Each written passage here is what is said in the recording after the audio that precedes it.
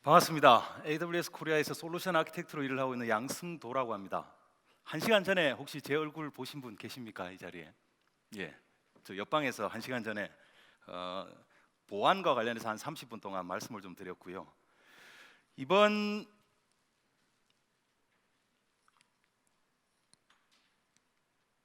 이번 시간에는 크게 두 가지 주제를 가지고 말씀을 좀 드리려고 합니다. 근데 말씀을 좀 드리기에 앞서서 제가 여러분들에게 좀 질문을 좀 드릴 게 있는데요. AWS 서비스를 혹시 현재 사용하고 계신 분, 예, 많으시네요. EBS라고 하는 저희 엘라스틱 블록 스토어 서비스 아시는 분? 예, 좋습니다.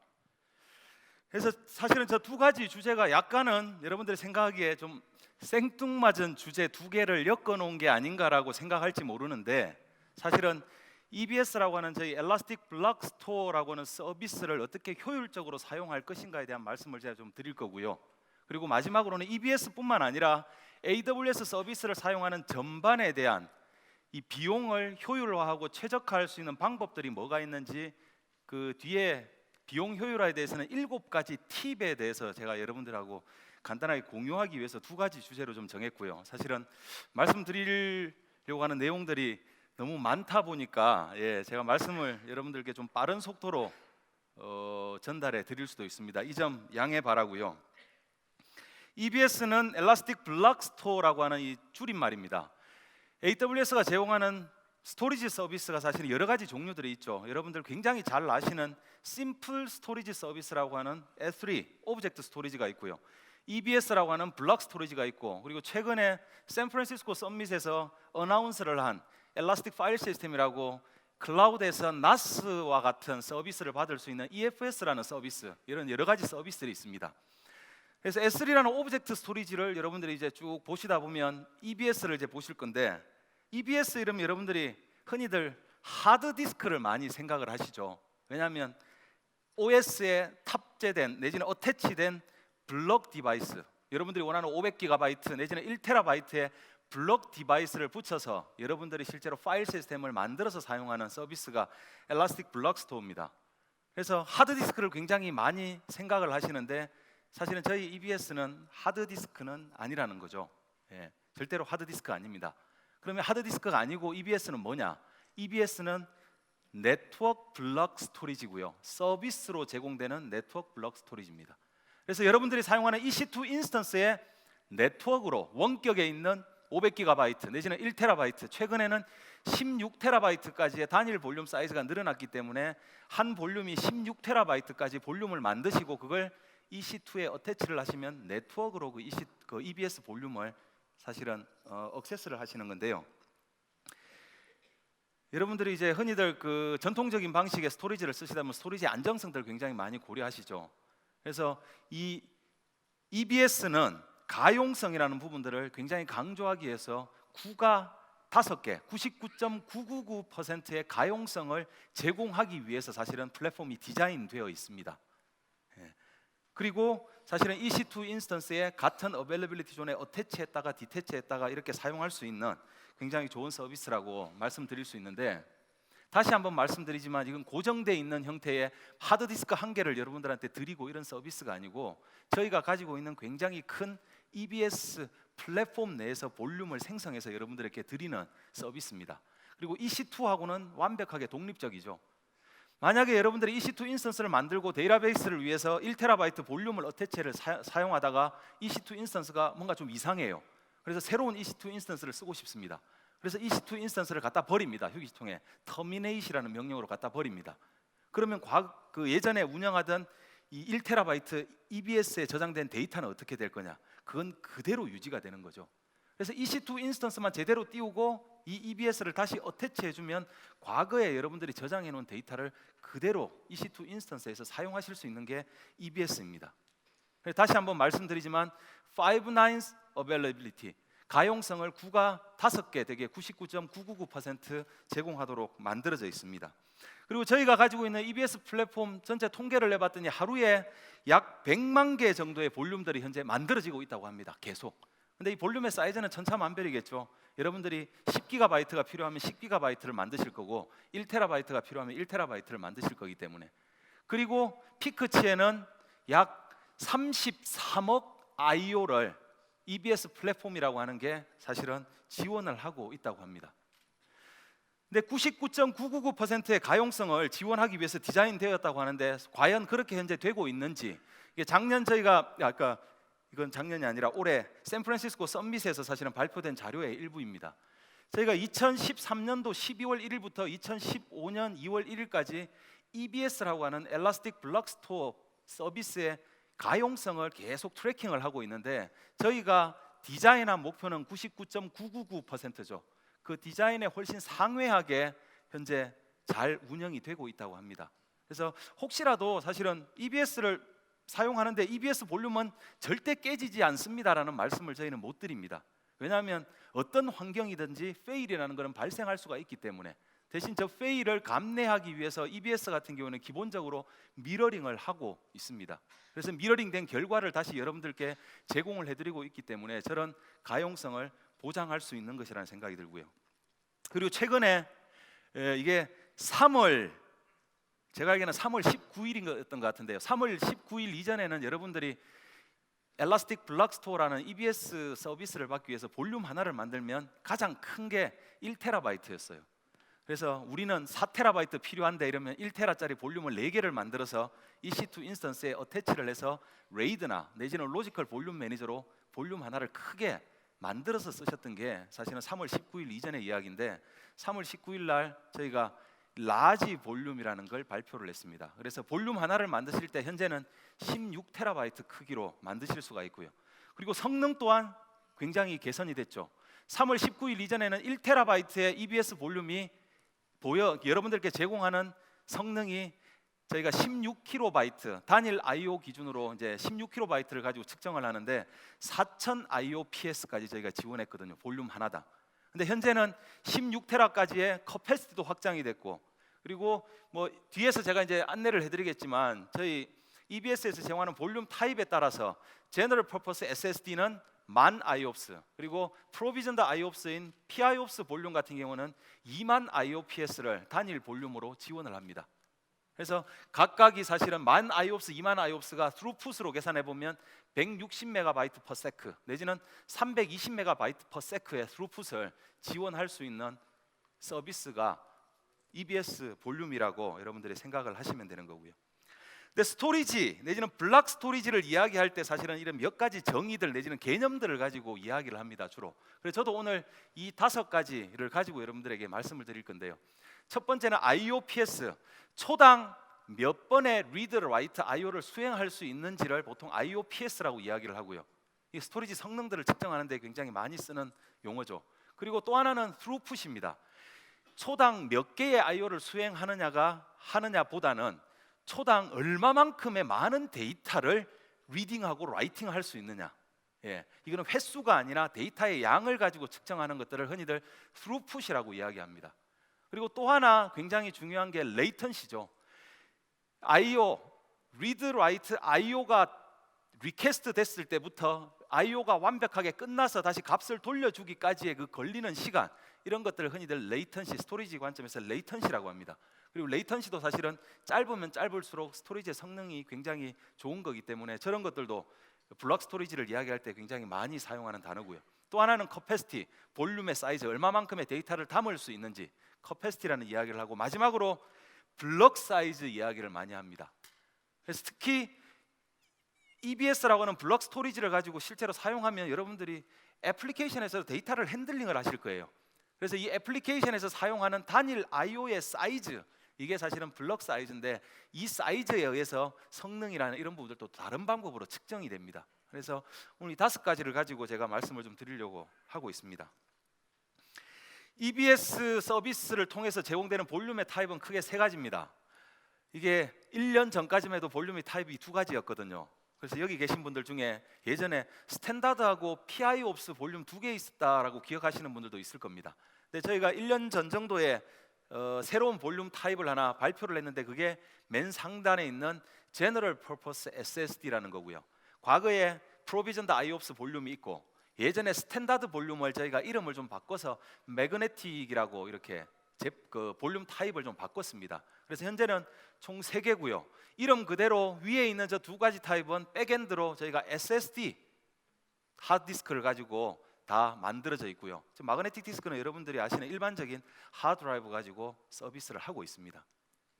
그래서 만약에 여러분들이 이 EC2에 EBS를 어태치를 해서 사용하는 애플리케이션이 성능을 굉장히 요한다, 빠른 성능 내지는 굉장히 빠른 레이턴시를 갖다가 필요로 한다 이러면 저 위에 있는 2가지 SSD 타입의 볼륨을 사용할 걸 저희는 권고를 해드립니다. 그래서 그 이유를 차근차근 말씀을 좀 드려보겠습니다. General Purpose SSD라고 저희는 사실은 뭐 내부적으로 API 콜 할 때 이 볼륨 타입을 GP2라고 합니다. GPE, General Purpose SSD라고 해서 GPE라고 부르는데 여러분들이 뭐 API를 가지고 EBS 크리에이션을 하고 뭐 이런 경험들이 있으시면 아마 GP2라는 게 좀 낯설지 않으실 건데 이 General Purpose SSD 같은 경우에는 최근에 한 1년 전 정도에 저희가 서비스를 발표했다고 제가 말씀을 드렸고요. 이게 되게 신기합니다. 기가바이트당 3 IOPS의 베이스 퍼포먼스를 저희가 지원을 해드립니다. 그래서 만약에 여러분들이 100기가짜리를 만드시면 300 IOPS를 지원하고요. 1TB의 볼륨을 만들면 3000 IOPS를 지원을 합니다. 그래서 큰 사이즈를 사용하시면 IOPS 수치도 굉장히 높아지고요. 사이즈가 작으면 IOPS 수치가 좀 낮은 거죠. 대신 단일 볼륨에 저희가 3000 IOPS를 원래 지원을 했고 최근에 새로운 볼륨 타입이 나오면서 10,000 IOPS까지 지원을 하는데 여러분들이 100기가짜리 General Purpose SSD 볼륨을 만들면 300 IOPS를 지원하지 않습니까? 평소에는 300을 지원합니다. 근데 갑자기 여러분들의 애플리케이션이 많은 IO를 수행을 해야 되는 경우가 있다. 그래서 흔히들 트래픽이 피크로 칠 때 이 스토리지가 버스팅을 할 수 있는 기능들을 저희는 지원하고 있습니다. 어디까지? 3000 IOPS까지 버스팅을 할 수 있도록 지원하는 게 이 General Purpose SSD의 특징입니다. 그래서 사실은 가격이나 이런 과거에 마그네틱하고 프로비전드 IOPS 사이의 가격의 격차가 굉장히 컸었거든요. 그래서 가격을 사실은 중간 정도에 만들고 퍼포먼스는 또 마그네틱보다는 굉장히 빠르고 프로비전드 IOPS에 가깝게 만든 새로운 타입이기 때문에 혹시라도 아직 경험해 보지 못한 고객들이 계시다면 이 General Purpose SSD를 사용하실 것을 저희는 강력하게 권고를 해드립니다. 그래서 원리는 이렇습니다. 이게 뭐냐면 버킷 토큰 모델이라는 걸 저희가 따르고 있는데요. EBS 볼륨을 만들면 그 볼륨이 가지고 있는 IO의 크레딧을 저희가 드려요. 초기에 딱 만드시면 540만 크레딧을 드립니다. 저게 크레딧이 1크레딧이 1 IO라고 생각을 하시면 돼요. 그리고 기가바이트당 3 IOPS가 계속 바구니에 쌓입니다. 수돗물을 생각하시면 되죠. 위로 계속 3 IOPS, 기가바이트당 3 IOPS가 쌓이고 있습니다. 근데 여러분들의 애플리케이션들이 볼륨에다가 IO를 일으키면 밑에는 IO를 소비를 하신다고 이제 생각을 하시면 돼요. 소비를 합니다. 크레딧만큼. 그래서 만약에 여러분들이 1TB의 볼륨을 만드시면 3000 IOPS가 베이스 퍼포먼스이기 때문에 뭐 정립이나 이런 걸 안 하셔도 됩니다. 항상 3000 IOPS를 보장받으실 수가 있는데 만약에 100GB를 앞에 얘처럼 만드셨다면 300 IOPS인데 평소에 만약에 200 IOPS 사용했다 이러면 100 IOPS는 계속 정립이 될 거예요. 그랬다가 내가 갑자기 3000 IOPS가 필요하다 이러면 그 차이인 2700 IOPS를 추가적으로 계속 소비할 수 있다는 거죠. 언제까지? 저 540만 크레딧이 완벽하게 소진될 때까지. 그래서 필요할 때 굉장히 버스팅을 할 수 있는 구조이기 때문에 여러분들의 애플리케이션이 평소에 아주 높은 퍼포먼스를 요구하는 게 아니라 이 정도 요구하다가 필요할 때 뛰었다가 다시 내려왔다가 다시 뛰었다가 이런 경우에는 굉장히 빠른 속도로 SSD 기반의 서비스를 받을 수 있는 게 General Purpose SSD라고 말씀드릴 수가 있는 거죠. 그래서 예를 하나 들어보면 마이크로소프트 윈도우즈 같은 경우에 저희 AMI를 가지고 런치를 하면 부트 볼륨이 30GB가 기본적으로 제공이 됩니다. 리눅스는 10GB거든요. 근데 윈도우즈가 30GB면 기본적으로 저희가 볼륨을 만들면 디폴트로 540만 크레딧을 미리 드려요. 자, 드리고 시작을 합니다. 근데 부팅할 때는 300GB면 사실은 곱하기 3하면 90 IOPS인데 90 IOPS로는 부팅할 때 속도가 느립니다. 그래서 부팅할 때 굉장히 디스크를 많이 읽어야 되기 때문에 버스팅을 합니다. 그래서 저 540만 크레딧이라는 건 3000 IOPS를 계속 소비하는데 30분 동안 소비할 수 있거든요. 여러분들 아마 곱해 보시면 될 거예요. 30분 곱하기 60 하면 1800초가 나오죠. 1800초 곱하기 3000 하면 저 숫자가 나올 겁니다. 540만. 그래서 비교를 한번 해보면 US 이스트 1, 저희 이제 미국 동부에 있는 버지니아에 있는 데이터 센터에서 M3 미디움이라는 인스턴스 타입의 윈도우즈 부트 볼륨을 마그네틱으로 만든 거하고 제너럴 퍼포스 SSD로 만든 거, 내지는 리눅스를 마그네틱으로 제너럴 퍼포스 SSD로 만든 거 부팅 타임의 차이입니다. 그래서 윈도우즈 같은 경우는 한 25% 정도의 개선이 있고요. 리눅스 같은 경우는 한 40% 정도의 부팅 타임을 단축시킬 수 있는 게 제너럴 퍼포스 SSD입니다.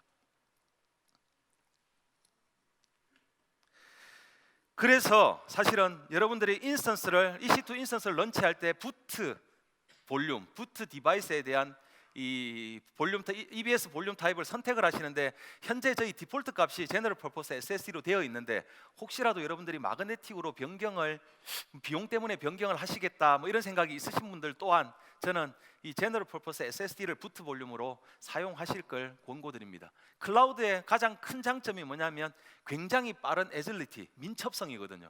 이 민첩성을 더욱더 빠르게 보장하기 위해서는 새로운 인스턴스가 런치될 때 부팅 속도도 사실은 굉장히 빨리 하는 것이 여러분들이 필요로 하는 워크로드의 새로운 인스턴스를 지원하기 위한 굉장히 좋은 방법이기 때문에 이 볼륨 타입을 사용하시는 게 좋다고 말씀을 드리는 거고요.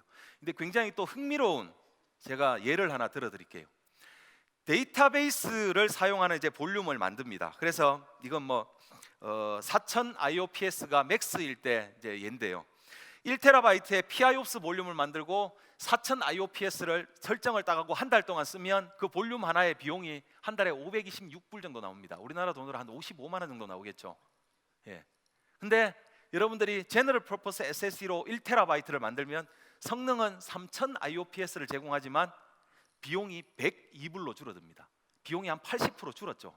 근데 비용은 줄었지만 우리가 원하는 데이터베이스는 OLTP성 업무를 계속 처리하기 위해서 이 1000 IOPS의 차이가 여러분들이 원하는 성능을 보장하지 못할 수도 있습니다.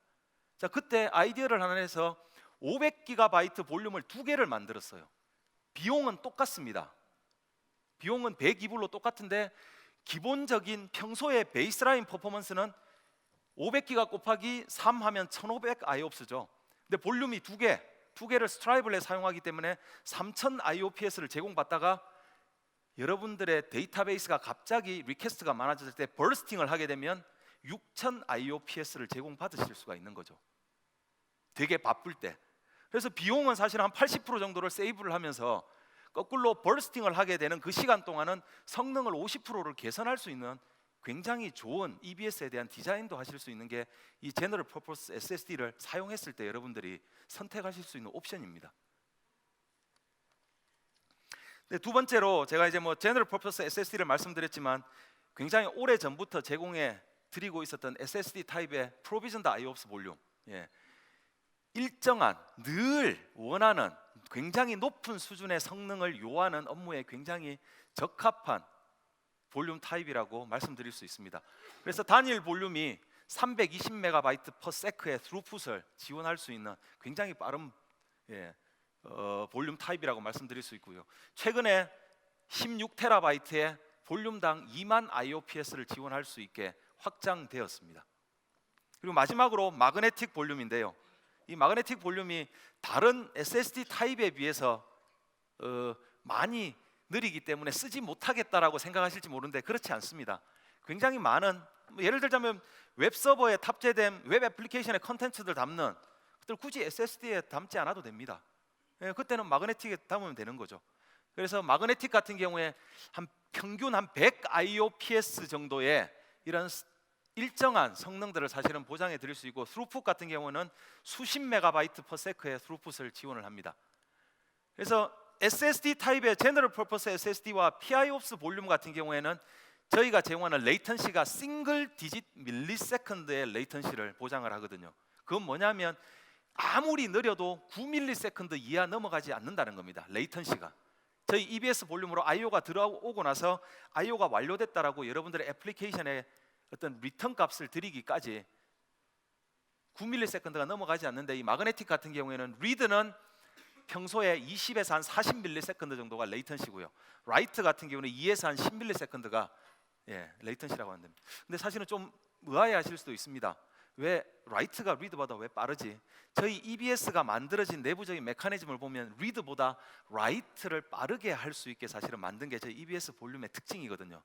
그래서 대부분 보면 랜덤 IO나 랜덤 라이트를 랜덤 리드나 랜덤 라이트를 할 때 랜덤 라이트가 사실은 리드보다 좀 더 빠른 양상을 보이는 게 저희 EBS의 특징 중에 하나입니다. 그래서 이 세 가지 볼륨 타입 중에 만약에 프라이스 내지는 여러분들의 코스트를 고려하신다면 마그네틱 타입 쪽으로 여러분들이 좀 선택을 하실 거고요. 그게 아니라 굉장히 빠른 성능을 요하신다면 저 프로비전드 IOPS 내지는 이 성능과 가격 내지는 비용 사이에서 여러분들이 디자인을 가지고 여러분들의 워크로드에 맞게끔 EBS를 갖다가 사용을 하시겠다면 이 제너럴 퍼포스 SSD를 사용하실 것을 권고를 해드립니다. 그래서 가격을 보시면 아시겠지만 과거에 이 마그네틱하고 이 프로비전드 IOPS 같은 경우에는 기가바이트당 한 달 동안 사용하는 비용 플러스 IO에 대한 비용이 따로 있거든요. 근데 제너럴 퍼포스 SSD는 사이즈에 대한 비용만 있고 IO에 대한 비용이 없습니다. 그래서 굉장히 많은 IO를 하더라도 기가바이트당 0.1불만 한 달에 이렇게 내시면 됩니다. 물론 이거 US 이스트 기준의 가격입니다. 도쿄는 이거보다 가격이 조금 높고요. 그래서 지금까지 이 세 가지 EBS 타입에 대해서 말씀을 좀 드렸는데, 이제 성능에 대한 말씀을 좀 드려보겠습니다. 우리가 성능이라는 걸 측정할 때 크게 앞에서 제가 계속 말씀드렸지만 이 세 가지 개념들이 정말 중요합니다. IOPS, 초당 IOPS는 높으면 높을수록 성능이 좋은 거고요. 레이턴시는 낮으면 낮을수록 성능이 좋은 것입니다. 마지막으로 스루풋은 뭐냐면 결국 계산을 하다 보면 단일 IO 사이즈 곱하기 IOPS의 값이 초당 스루풋 값일 거예요. 결국에는 IOPS가 높으면 성능이 좋은 거기 때문에 스루풋도 높으면 높을수록 그 스토리지 내지는 저희 EBS 볼륨의 성능이 훨씬 좋은 거라고 생각을 하실 수가 있는 거죠. 근데 보통 저희 EBS 볼륨의 성능을 최적화하기 위해서 바라보는 몇 가지 키 컴포넌트가 이 네 가지 정도가 있습니다. EBS 볼륨 앞에서 세 가지 중에 어떤 걸 선택할 건가 이런 것도 굉장히 중요하고요. 그리고 EBS하고 EC2 사이는 네트워크로 연결되어 있기 때문에 이 네트워크 링크도 굉장히 중요합니다. 그리고 IO 애플리케이션이 사용하는 기본적인 IO의 단위가 어떠냐, 내지는 IO가 시퀀셜한 IO나 아니면 내지는 랜덤아이즈 IO냐 내지는 컨커런트 IO냐 이런 거에 따라서 사실은 성능도 다르게 측정될 거고요.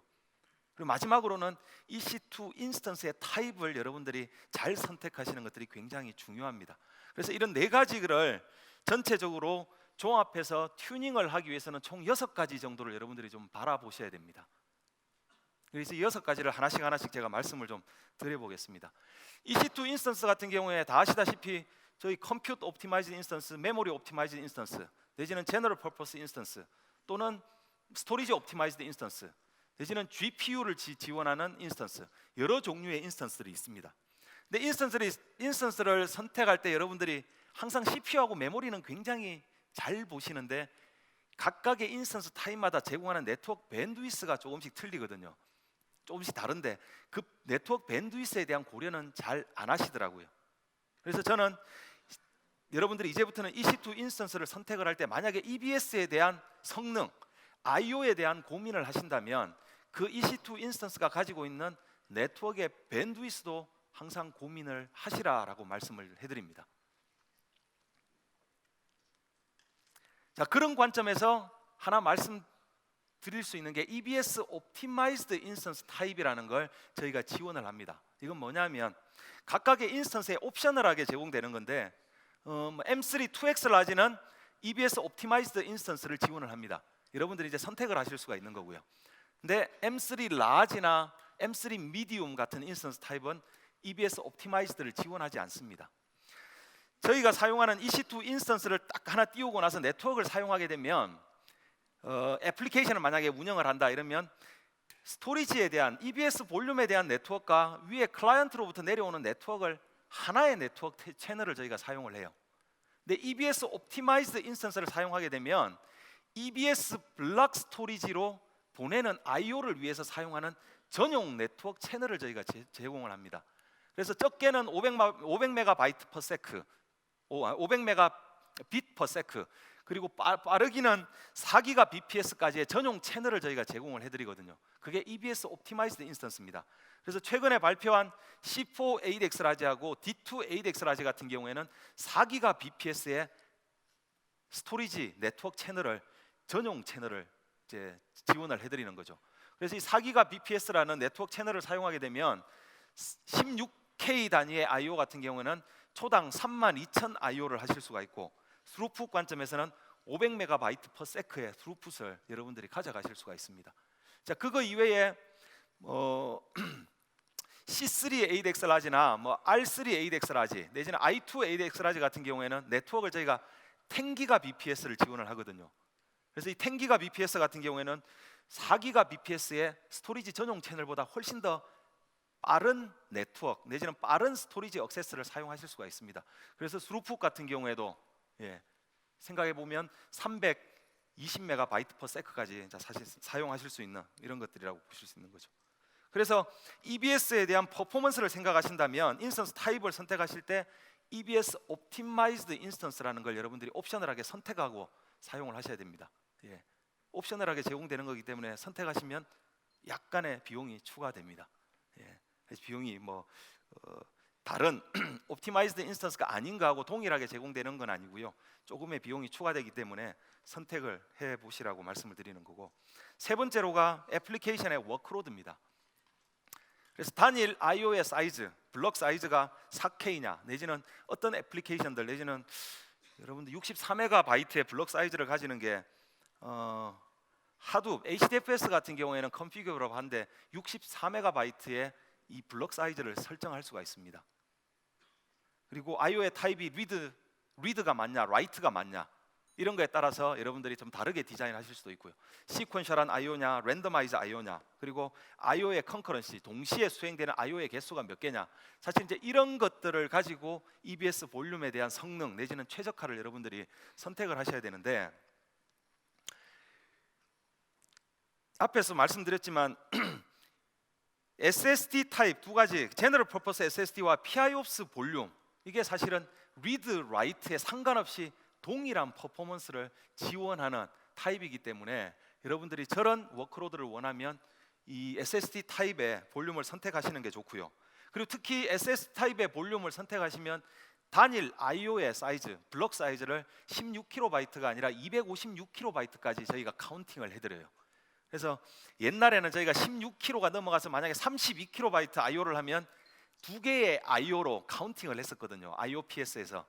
근데 최근에 SSD를 쓰면 256KB까지를 저희가 단일 I/O로 계산을 해드리기 때문에 만약에 256KB 곱하기 4,000 이렇게 사용하면 1기가 정도를 사용하실 수 있는 그런 스루풋을 가져가실 수가 있습니다. 그래서 그런 상관관계들을 예를 들어서 제가 한번 설명을 해볼 건데요. EBS IOPS하고 스루풋이 사실은 이제 리밋이 있는 거죠. IOPS 같은 경우에는 단일 볼륨에 2만 맥스가, 스루풋 같은 경우에는 단일 볼륨에 320메가바이트 per sec의 스루풋인데, 사실은 어떤 형태의 워크로드를 띄냐에 따라서 어떤 리밋에 먼저 걸리느냐가 결정이 됩니다. 만약에 여러분들이 8000 IOPS를 갖다가 PIOPS 볼륨에 설정을 해놓고 애플리케이션이 I/O를 하는데 I/O 사이즈를 8K짜리 I/O를 했다면 전체적으로 보면 64메가바이트 per sec의 스루풋일 거예요. 리밋에 걸리지 않습니다. 그래서 16KB로 높이면 128이 되는 거고요. 근데 128밖에 안 되기 때문에 우리 스루풋 320에 가기 위해서는 아직 반밖에 안 됐네, 2배 정도 더 쓸 수 있겠다 싶어서 IOPS를 16,000 정도로 애플리케이션이 EBS로 때리면 8,000만 수용하고 8,000은 EBS가 처리를 못합니다. 왜? 여러분들이 8,000 IOPS를 설정을 하신 거거든요. 그래서 거꾸로 8,000개의 IO를 어플리케이션을 계속 내리지만 단일 블록 사이즈를 64K로 했더니 계산해 보니까 필요한 스루풋이 520MB/s예요. 근데 저희 단일 볼륨의 스루풋의 맥시멈 값은 320MB/s입니다. 저 처리를 못할 거예요. 그래서 만약에 8,000 IOPS를 64KB 저렇게 하려면 사실은 IO의 사이즈를 동일하게 하면 5,000 IOPS밖에 처리를 못할 겁니다. 저희 EBS 볼륨이. 왜냐하면 두 가지 중에 하나의 리밋이 먼저 걸리면 그 리밋을 넘어가는 것은 웨이트를 해야 되거든요. 그래서 여러분들의 애플리케이션에서 필요한 이 IO의 형태가 어떻냐에 따라서 EBS 설계를 여러분들이 조금 고려하셔야 된다는 말씀을 좀 드리려고 이런 예를 하나 만든 거고요. 그래서 결국에는 이 애플리케이션이 사용하는 블록 사이즈 IO의 단위가 IOPS 바운드의 애플리케이션이냐 아니면 스루풋 바운드의 애플리케이션에 따라서 EBS 볼륨을 멀티플로 해서 IOPS를 높일 건지 아니면 단일 볼륨으로 해서 스루풋을 많이 제공할 건지 이런 것들을 여러분들이 설정을 하셔야 된다는 거죠. 네 번째는 QDEPS입니다. QLength 내지는 QDEPS라고 표현을 하는데 이건 뭐냐면 EBS에 IO를 요청을 했는데 미처 처리되지 못하고 기다리고 있는 큐죠. 예. EBS 볼륨이 굉장히 빠르면 이 QLength나 QDEPS의 값이 굉장히 낮을 겁니다. 1 내지는 0. 왜냐하면 IO 리퀘스트 하는 대로 바로 처리해버리면 되니까. 근데 그렇다고 이 QLength를 아주 낮은 값으로 1에 가까운 값으로 유지하는 게 EBS를 효율적으로 쓰는 것인가? 이런 것들을 한번 생각해 볼 만한 거죠. 그래서 클라우드 와치에서 저희가 제공하는 이 매트릭이 보면 EBS에 대해서는 IOPS하고 밴드위스 내지는 레이턴시, QDEPS, QLength 이런 것들을 지원을 하는데 이 세 가지의 상관관계를 저희가 그래프로 한번 조사를 해봤습니다. 죄송합니다. X축이 QLength고요, Y축이 레이턴시입니다. 그래서 이 초록색이 레이턴시의 추이고요, 그리고 파란색은 저 X축, Y축하고 다르게 IOPS 수치를 저희가 그래프로 저희가 테스트한 결과를 쭉 나타낸 거죠. EBS 볼륨에 대한 스토리지를 최적화하는 것은 두 가지 관점에서 볼 수 있습니다.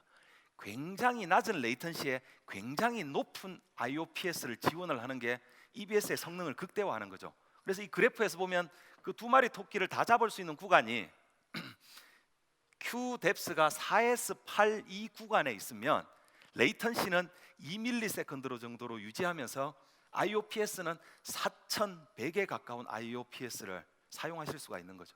근데 QDEPS가 조금 더 숫자가 많아지면 많을수록 IOPS는 약간씩 떨어집니다.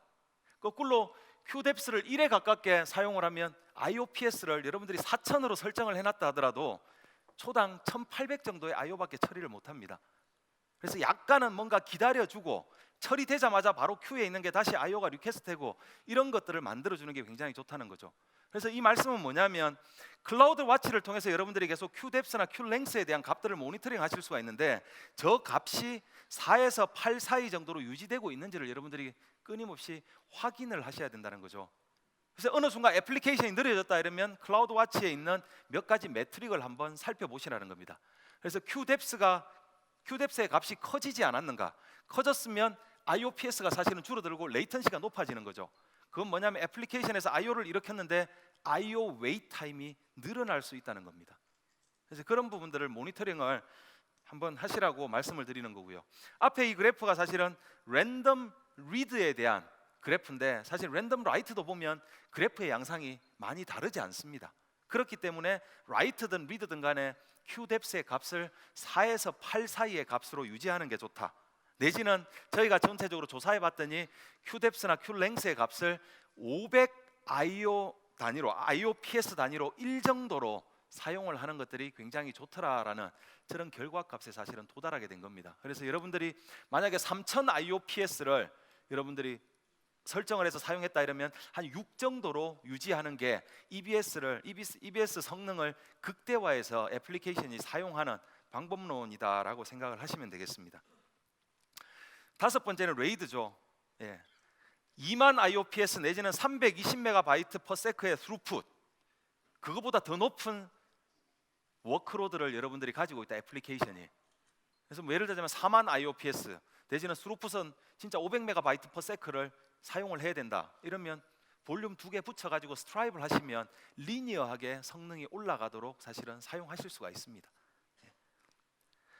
그리고 마지막으로가 사실은 이 프리워밍이라는 저희가 단어를 드리는데, 이건 뭐냐면 EBS 볼륨을 만들었을 때 한 번도 액세스하지 못했던 블럭을 첫 번째 액세스할 때 오버헤드가 좀 있습니다. 이걸 저희는 First Access Penalty라고 이야기하는데, 이걸 줄이는 게 EBS 성능을 굉장히 높일 수 있는 방법입니다. 그래서 예를 들자면 1TB 볼륨을 만들었다 이러면 1TB를 한번 다 읽어주는 거죠. 내지는 다 한번 써주는 거고, 뭘로? 리눅스 같은 경우는 dd라는 커맨드로, 윈도우즈 같은 경우는 NTFS 풀 포맷을 하는 방법으로 블럭을 한번 다 써버리는 거죠. 한번. 그러고 나면 나중에 새로운 블럭에 액세스하는 오버헤드가 없기 때문에 EBS를 굉장히 빠르게 사용할 수가 있습니다. 그래서 저 밑에 저 URL에 가보시면 프리워밍하는 방법들이 나와 있고요. 리눅스 같은 경우 예를 들자면 dd라는 커맨드로 이렇게 수행을 하는 거죠. 저때 좀 굉장히 좋은 방법이 맨 마지막에 리눅스의 dd 커맨드 보면 블럭 사이즈를 명시하는데, 블럭 사이즈를 킬로바이트 단위로 하면 속도 내지는 시간이 굉장히 오래 걸리거든요. 그래서 한 1MB 이상의 블럭 사이즈를 가지고 dd 커맨드로 퍼스트 액세스를 해주는 게 좋다. 그래서 통상적으로 볼 때 1TB 정도의 볼륨을 저렇게 프리워밍 하는데 1시간 정도 걸리는 걸로 알고 있습니다. 이건 제가 뭐 블럭 사이즈에 대한 몇 가지 말씀을 드렸는데, 애플리케이션의 종류에 따라서 사용하는 티피컬한 블럭 사이즈입니다. 오라클 데이터베이스 같은 경우 예를 들자면 설정 가능하지만 디폴트 밸류 8K고요. MS SQL 서버 디폴트로 8K 사용합니다. MySQL 16K 사용하고요. 그래서 저런 IO의 사이즈에 따라서 인스턴스별로 가져갈 수 있는 IOPS의 맥스 값이 다르기 때문에 여러분들이 적당하게 설정을 하셔야 된다라고 말씀드릴 수가 있습니다. 그래서 이 4가지 키 컴포넌트에 대한 것들을 저 6가지 튜닝 포인트를 가지고 여러분들이 튜닝을 하게 되면 앞에하고는 다르게 이렇게 큰 파이프를 가지고 IO를 계속 보낼 수 있는, EBS를 좀 빠르게 사용할 수 있는 방법들을 여러분들이 가져갈 수가 있다라고 말씀을 드립니다. 그래서 EBS에 대한 말씀은 좀 여기서 마치고요. 질문을 좀 받았으면 좋겠지만 질문은 나중에 이 세션 마치고 나서 뭐 저한테 따로 질문을 해주시면 답변을 좀 드리도록 하겠습니다. AWS에서 코스트를, 비용을 최적화하는 팁 한 7가지를 제가 차례대로 간단하게 좀 안내를 해드리면서 세션을 좀 마무리할까 합니다. 비용 최적화 이러면 늘 생각하는 게 한 달에 한 번씩 아마존으로부터 청구되는 청구서의 숫자를 낮추는 걸 여러분들이 비용 최적화라고 생각하실 수 있는 거죠. 정말 그걸 원하신다면 아무것도 하지 마십시오. 왜? 아마존이 가지고 있는 이 가격과 관련된 아마존의 철학으로 인해서 여러분들은 가만히 있어도 기다리면 낮은 숫자를 받아보실 거예요.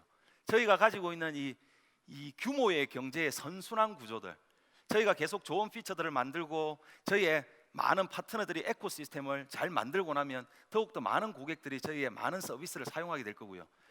그런 건 뭐냐면 그 인프라를 지원하기 위해서 저희가 더욱더 많은 리소스가 필요할 겁니다. 하드웨어 벤더나 뭐 이런 데하고 저희가 내고를 하는데 굉장히 디스카운트를 많이 받을 수 있겠죠. 규모의 경제가 이제 만들어지기 때문에. 그렇게 만들어지고 나면 저희는 결국에는 프라이스를 내려드려요. 어떻게? 2006년에 저희가 서비스를 하고 나서 지금까지 48번 프라이스를 내렸습니다. 구체적으로 작년 4월에 있었던 프라이스, 그러니까 가격 하락 폭은 S3 같은 경우에 평균 51% 정도를 저희가 내렸거든요. 그래서 작년 3월하고 4월하고 S3 비용이 보면 반으로 뚝 떨어졌을 거예요. 여러분들 아무것도 안 하셨거든요. 단지 빌지에 적힌 숫자만을 낮추기를 원하신다면 아무것도 하지 말고 기다리시라는 거죠. 한 가지 더, 그래도 우리가 뭔가를 했다는 건 좀 회사에 보여드려야 되겠다 싶으면 아주 조금만 하십시오. 많이 하지 마시고 트러스티드 어드바이저라고 하는 저희 툴에서 권고하는 코스트 옵티마이제이션 권고안을 가지고 몇 가지 저희가 그 권고하는 안만 수행을 하시면 최적화됩니다. 그래서 여기에서 나타내 주는 거는 EC2 인스턴스가 CPU를 10%밖에 사용을 안 하고 있대요. 저희가 보기에. 그러면 인스턴스 사이즈를 반으로 낮추면 비용이 반으로 줄거든요. 그리고 EBS 스토리지 현재 500기가밖에 사용 안 하는데 1TB를 여러분들이 이미 해놨다는 거죠. 사이즈 줄이면 비용 줄어듭니다. 자, 이런 권고사항들을 저희가 드리는 게 AWS Trusted Advisor라는 툴입니다.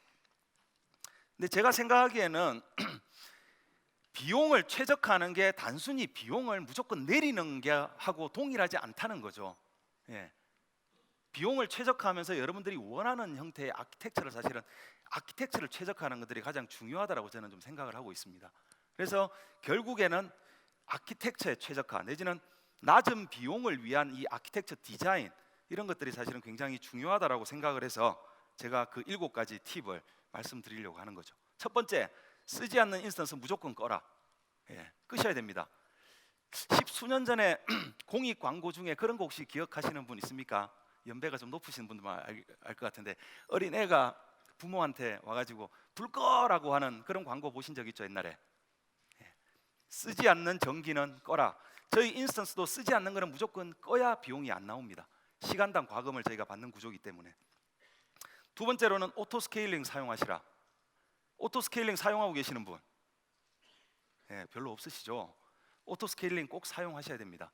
처음에 오토 스케일링을 사용하는 진입 장벽이 약간 높을 수 있습니다. 설정하기 위해서는 뭐 오토 스케일링 팔러시도 만들어야 되고 테스트도 해보셔야 되고 이런데 이거 만들어 놓으시면 여러분들의 운영이 굉장히 편해지거든요.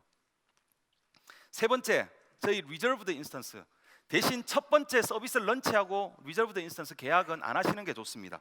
가능하면 3개월에서 한 6개월 정도 서비스를 런치해놓고 여러분들의 워크로드에 따라서 어느 정도 사용량들이 변하는가, 그래서 항상 이 정도는 꼭 사용하는 것 같다 이러면 그 사용하는 양에 대해서만 저희한테 리저브드 인스턴스 계약을 하시면 적게는 25%, 많게는 한 60% 정도의 비용을 저희가 낮춰드리는 옵션입니다. 네 번째는 스팟 인스턴스. 스팟 인스턴스 혹시 사용해 보신 분 한 번이라도?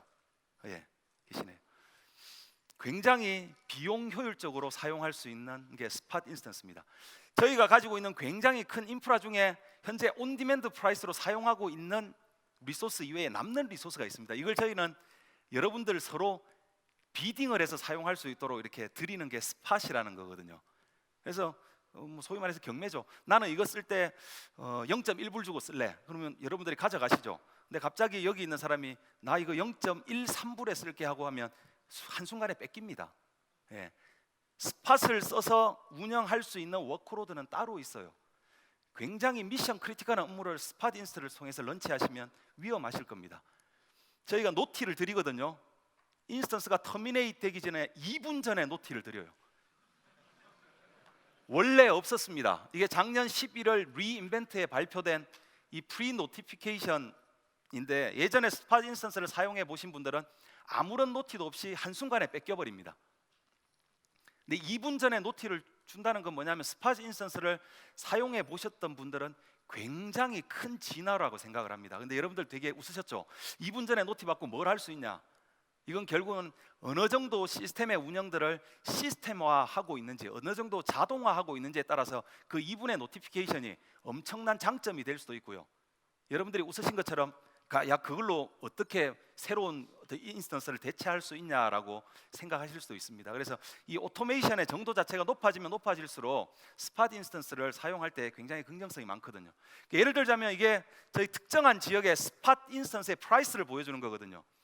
평소에 온디맨드 프라이스가 0.24불인데요 0.028 내지는 0.016불에 사용을 합니다. 고객들이 어떤 가격으로? 10%의 가격으로 약 90% 정도를 비용을 절감하는 거죠. 근데 무조건 좋은 건 아니죠. 어떤 사람들이 계속 가격을 높이면요 어떨 때는 13배까지 올라간 적도 있습니다. 사실 되게 일반적인 건 아닌데 제가 이제 경각심을 일깨워 드리려고 이 화면을 캡처를 좀 했는데 정말 심할 때는 1367%면 13배 정도죠. 원래 온디맨드 프라이스의 13배 정도를 주고 스팟 인스턴스를 써야 되는 경우도 있습니다. 이 과다 경쟁이죠. 예.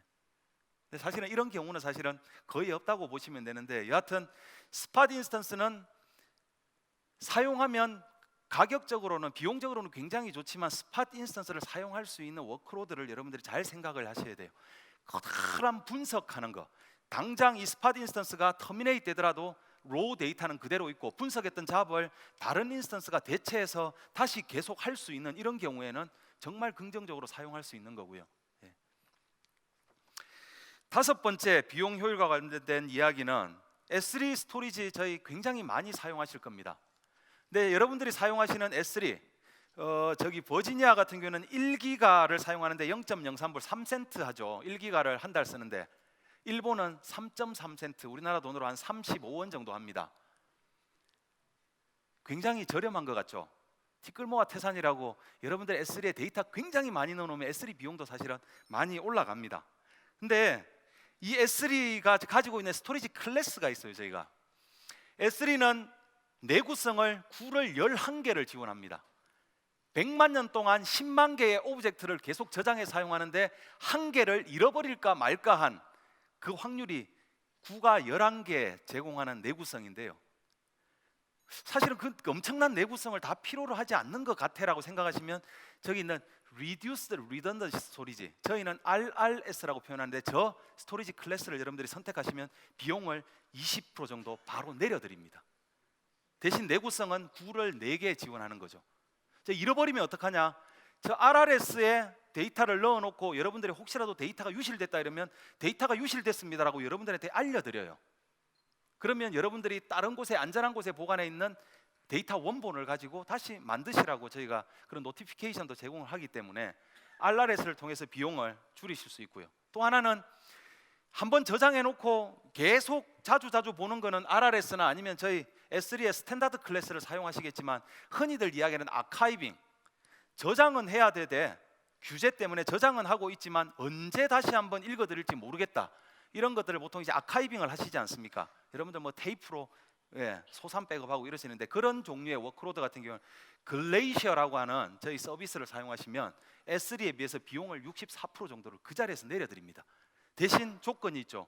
저거는 저장해 놓고 읽어 드리려고 할 때 여러분들이 미니멈 3시간, 맥시멈 5시간을 기다리셔야 여러분들이 그 오브젝트를 액세스할 수 있도록 해드리는 겁니다. 이제 그만큼 비용을 좀 저렴하게 하면서 저렇게 한다는 거죠. 그리고 마지막으로는 여섯 번째로는 다이나모 DB 예를 듭니다. 다이나모 DB 같은 경우는 여러분들이 설정된 만큼의 퍼포먼스를 아주 일정하게 지원할 수 있는 그런 노스QL 데이터베이스 서비스인데요. 이 capacity unit이라는 단위로 합니다. 1초에 read 몇 번, write 몇 번, 이 capacity unit을 가지고 설정을 하거든요. 근데 설정을 이만큼 해놓고 요만큼 쓰게 되면 낭비가 되지 않습니까? 자, 그런 부분들을 효율적으로 할 수 있는 방법들이 있습니다. 다이나믹 다이나모 DB라고 하는 저희 사실 아마존이 제공하는 기능은 아닙니다만은 저희 다이나모 DB를 굉장히 잘 사용하는 유저 커뮤니티에서 만들어서 현재 사용하고 있고 굉장히 많은 고객들이 사용을 하시거든요. 그래서 가만히 보고 있다가 EC2의 오토 스케일링처럼 보고 있다가 리소스가 모자라 내지는 커패시티 유닛이 모자란다 이러면 자기가 올려주고, 그리고 현재 굉장히 낮게 사용하고 있다 이러면 커패시티 유닛을 낮춰주고, 이런 것들을 사용할 수 있는 라이브러리입니다. 그래서 그 결과 이런 식으로 비용들을 낮출 수가 있다는 거죠. 그리고 또 하나 이제 다이나모 DB 같은 경우 SQS를 다이나모 DB의 버퍼처럼 사용하는 저 아키텍처를 만드시면 다이나모 DB의 비용들을 굉장히 많이 세이브하실 수가 있거든요. 마지막에 7번째입니다. 몇 가지 워크로드를 오프로딩 시키라고 하는 겁니다. 그래서 만약에 S3에 대한 네트워크 비용들 이런 것들을 줄이기 위해서 클라우드 프론트 CDN을 쓰게 되면 S3 비용의 네트워크 비용의 일부를 사실은 줄이실 수도 있고요. 데이터베이스 같은 경우 RDB 같은 경우는 앞에 캐시를 놓게 되면 데이터베이스의 사이즈를 굉장히 줄일 수가 있습니다. 자, 그런 식으로 오프로딩을 하고요. 그리고 그 이외에 AWS가 제공하는 굉장히 많은 서비스를 활용을 하게 되면 여러분들이 비용들을 상대적으로 줄일 수 있는, 왜냐하면 고정된 형태로 사용하는 게 아니라 필요할 때 늘렸다가 필요 없을 때 줄일 수 있는 그런 기능들을 저희가 제공하기 때문에 이런 아마존의 서비스를 사용하는 것들이 비용을 효율적으로 사용할 수 있는 굉장히 좋은 방법이라고 말씀드릴 수가 있고요. 그래서 7가지를 여러분들이 다 했는데 딱 놔두면 되느냐? 물론 7가지 한번 사이클 돌고 한번 놔두고 나서 아무것도 안 하고 있으면 AWS가 또 비용을 내려드리죠. 1년에 몇 번씩 줄어들 겁니다. 근데 사실은 비용에 대한 최적화 내지는 아키텍처에 대한 최적화는 절대 멈춰서는 안 되는 거라고 저희는 생각을 하는 거고요.